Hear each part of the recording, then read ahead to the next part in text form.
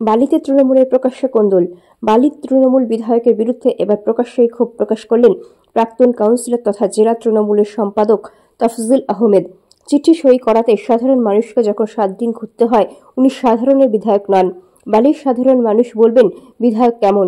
এদিকে এই অভিযোগ প্রসঙ্গের বালির বিধায়ক ডক্টর রানা চট্টোপাধ্যায় জানান, উনি অসত্য কথা বলছেন। এই অভিযোগের কোনো সত্যতা নেই। তো নাম করেই প্রাক্তন কাউন্সিলর তফজিল আহমেদ প্রকাশ্য সমাবেশে বা মঞ্চে বিভিন্ন কটূক্তি করছে। কী বলবেন এই বিষয়ে নিয়ে? আপনাকে নিয়ে বালির দুটো বিধায়ক পেলাম, দুটোই, এবং কোনো চিঠিপত্র গেলে সময় লাগে, কি বলবেন এখানে? আমি এটাই বলছিলাম যে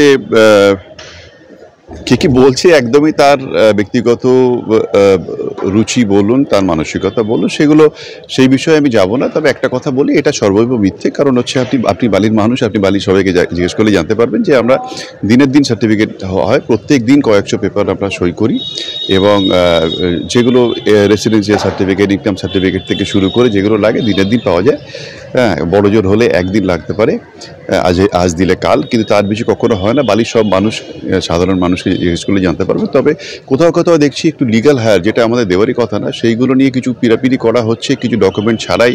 হ্যাঁ, তো সেক্ষেত্রে আমার লয়ার সেগুলো দেখেন, পরীক্ষা করে, সেইখানে মাঝে মধ্যে হয়তো একটু কোথাও সময় লাগতে পারে, কিন্তু নর্মাল সার্টিফিকেট একদম দিনের দিনই পাওয়া যায়।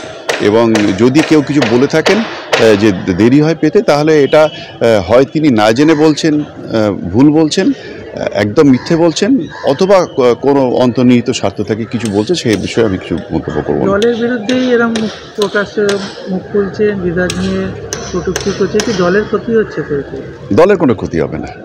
দলের মাথায় যেখানে মমতা ব্যানার্জি আছেন, যার নেতৃত্বে আমরা চলছি, আমাদের সেনাপতি অভিষেক ব্যানার্জি আছেন, এবং এত বড় দল, এত মজবুত দল, মহামাটি মানুষের আশীর্বাদ আমাদের ওপর আছে।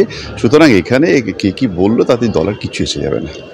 হায়ার অথরিটিকে জানাবেন এই বিষয়ে? সেটা দেখছি, সেটা দলের ভেতরের ব্যাপার, সে বিষয়ে আমি মিডিয়ায় মন্তব্য করব না।